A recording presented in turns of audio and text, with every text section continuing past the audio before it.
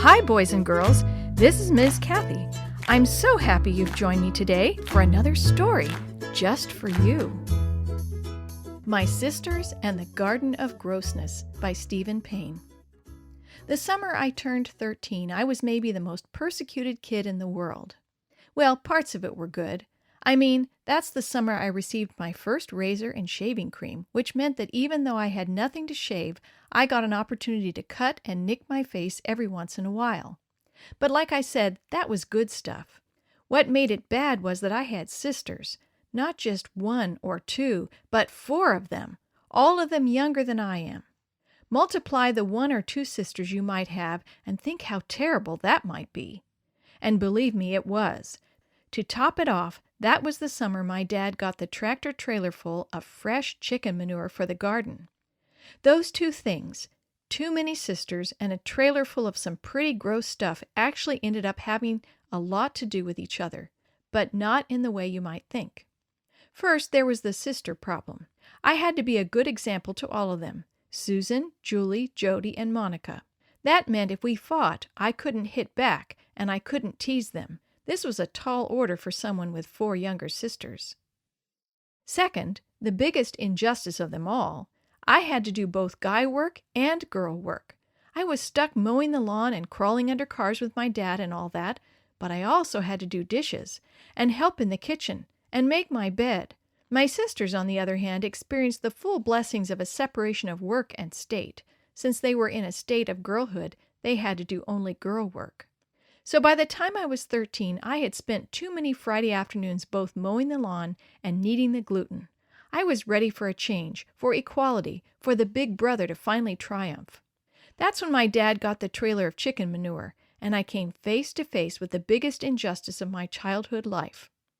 Now, I don't know if you've ever encountered or shoveled chicken manure before, but you'll have to believe me when I tell you it is about the grossest thing you can imagine.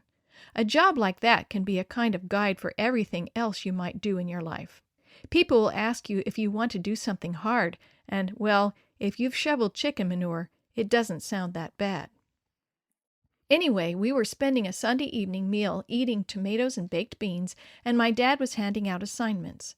My sisters had the easy stuff: clean up the family room, help Mom sort out the pantry, dust the house. I don't know, maybe even read books and drink lemonade. Then he got to me.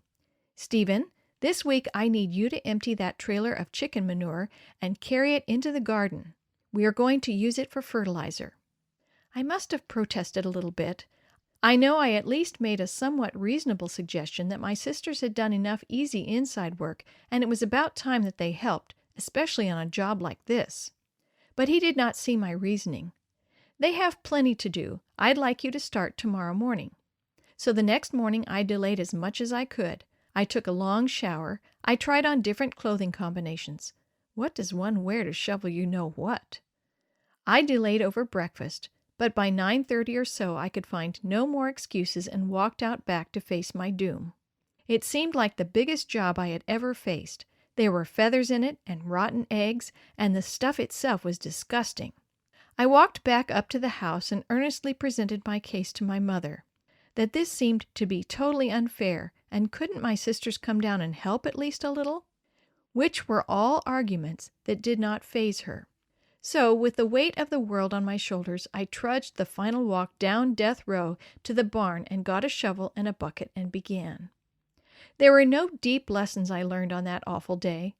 By lunch, and even by supper, it seemed that I had done hardly anything, even though my back ached and my arms hurt and my nose had gone on strike.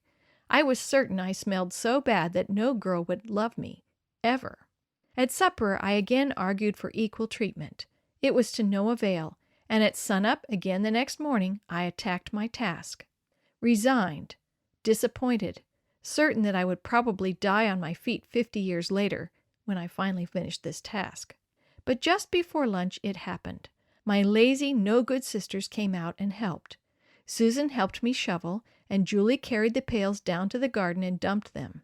Jody kind of spread it around, and Monica, who was not old enough to do much more than to be the baby of the family, played around where we were, keeping us company.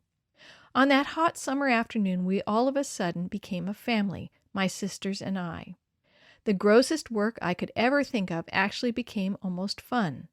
By Wednesday evening, we were all done. My sisters had done guy work, some of the grossest kind imaginable, and I started to feel a little bit ashamed that I had ever questioned the girl work I had to do. Best of all, over that gross, smelly, awful trailer of chicken manure, I began to really like my sisters as friends. Not that we talked about anything profound while we worked, but I started to look at them as more than just threats, more than something to avoid when I wanted to have fun. I would be lying if I told you life was perfect after that. Well, it was pretty much perfect because it was the last trailer of chicken manure that my dad ever got. But my sisters and I still fought sometimes, still argued about who was right and who should do what and all of that stuff. But I learned something important, that getting along, that volunteering for the surprising and unexpected, that just plain helping is what it's all about. Believe me, after the summer of my sisters and the Garden of Grossness, I should know.